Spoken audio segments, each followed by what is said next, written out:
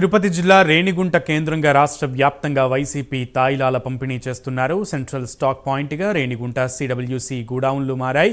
రేణిగుంట నుంచి అన్ని నియోజకవర్గాలకు తాయిలాల సరఫరా చేస్తున్నట్లు సమాచారం. వైసీపీ కంటైనర్ను ఎన్నికల అధికారులు ఫ్లయింగ్ స్క్వాడ్ పట్టుకున్నారు. నిన్న రాత్రి 8 గంటలకు లారీని ఓ గోడౌన్ను తరలించేందుకు ప్రయత్నించారు. ఆ గోడౌన్లో అప్పటికే నిల్వ ఉన్న 30 కంటైనర్ల తాయిలాలు చూసి అధికారులు షాక్కు గురయ్యారు. గోడౌన్లో కుక్కర్లు, గడియారాలు, డమ్మీ ఈవీఎం యంత్రాలు, గొడుగులు, కండువాలు, జెండాలు, టోపీల నిల్వలు ఉన్నాయి. ప్రభుత్వ విప్ చెవిరెడ్డి భాస్కర్ రెడ్డి కనుసన్నల్లో పంపిణీ చేస్తున్నట్లుగా సమాచారం. మరింత డీటెయిల్స్ మా ఏపీ బ్యూరో చీఫ్ రాజు అందిస్తారు.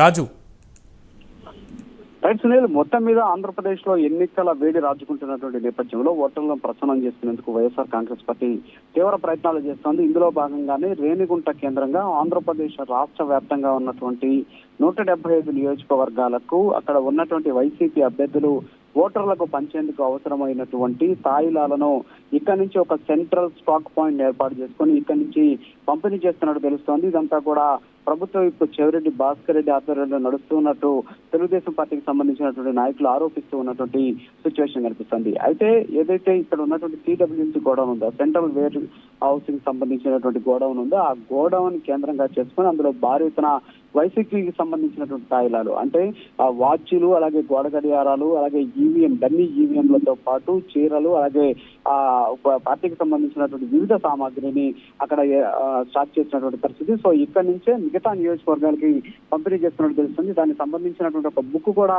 అక్కడ బయటపడినటువంటి పరిస్థితి. పల్నాడు జిల్లాలో ఉన్నటువంటి అన్ని నియోజకవర్గాలు, అలాగే గుంటూరు జిల్లాలో ఉన్నటువంటి అన్ని నియోజకవర్గాలు, ప్రకాశం జిల్లాలో ఉన్నటువంటి నియోజకవర్గాలకు సంబంధించి ఏ నియోజకవర్గానికి ఎవరు బాధ్యులు, ఆ బాధ్యులకు సంబంధించి వాళ్ళ ఫోన్ నెంబరు, వాళ్ళ వివరాలతో పాటు వాళ్ళు ఏమేమి వస్తువులు తీసుకెళ్లారు అనేటటువంటి ఒక బుక్ అక్కడ బయటపడినటువంటి పరిస్థితి. సో దీన్ని బట్టి చూస్తూ ఉంటే రేణిగుంట కేంద్రంగా రాష్ట్ర వ్యాప్తంగా ఉన్నటువంటి వైసీపీకి సంబంధించినటువంటి నాయకులకు తాయిలాలు పంపిణీ చేసేందుకు ఇది ఒక సెంట్రల్ పాయింట్ గా ఏర్పాటైనటువంటి పరిస్థితి. ప్రస్తుతం అక్కడ ఉన్నటువంటి వాటి విలువ దాదాపు 20 నుంచి 30 కోట్ల రూపాయల వరకు ఉంటుందని చెప్పేసి అంచనా వేస్తున్నారు. అయితే మరోపక్క ఎన్నికల అధికారులు, స్థానిక జిల్లా అధికారులు మీద అనేక ఆరోపణలు కూడా వ్యక్తమవుతున్నాయి. ఇంత జరుగుతున్నా సరే ఇప్పటి వరకు గోడౌన్ దగ్గరికి కేవలం అక్కడ ఉన్నటువంటి కొంతమంది అధికారులు మాత్రమే వచ్చారు తప్ప ఎన్నికల సంఘానికి సంబంధించినటువంటి అధికారులు కావచ్చు, జిల్లాకు సంబంధించిన ఉన్నతాధికారులు ఎవరు కూడా అక్కడికి ఇప్పటి వరకు చేరుకోలేదు. వాటిని ఫీజు కూడా చేయనటువంటి పరిస్థితి. సో దీని మీద తెలుగుదేశం పార్టీకి సంబంధించిన నాయకులు తీవ్ర ఆగ్రహం వ్యక్తం చేస్తున్నారు. అక్కడే ఆందోళన కూడా దిగినటువంటి సిచ్యువేషన్ అయితే కనిపిస్తోంది. Sunil. Right Raju, thank you. నమస్కారం. మీరు మీ అందరికీ పేరు పేరున కృతజ్ఞతలు తెలియజేసుకుంటున్నాం. ఎందుకంటే మధ్యాహ్నం 1:30 నుంచి జరిగిన హైడ్రామా మీరు చూశారు. మేము పెద్ద చంద్రబాబు నాయుడు గారిని కలిసేదానికి వెళ్ళినప్పుడు జరిగిన సంఘటన, అక్కడి నుంచి నేను కానీ, నరసింహయాదవ్ గారు కానీ, సుధీర్ రెడ్డి గారు కానీ అన్నీ ఫాలోఅప్ చేస్తే ఇక్కడున్న అధికారులకి ఏ విధంగా పోలీస్ అధికారులకు ఉండొచ్చు, ఇక్కడ ఉన్నటువంటి మండల రెవెన్యూ అధికారులు ఉండొచ్చు, అదేవిధంగా కలెక్టర్ గారికి ఉండొచ్చు, ఏ విధంగా అధికారులపైన ఒత్తిడి వచ్చింది మీకు అందరూ తెలుసు.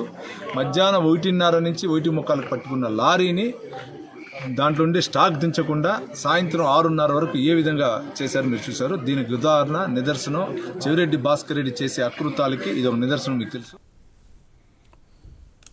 ఇవి బులెటిన్ విశేషాలు.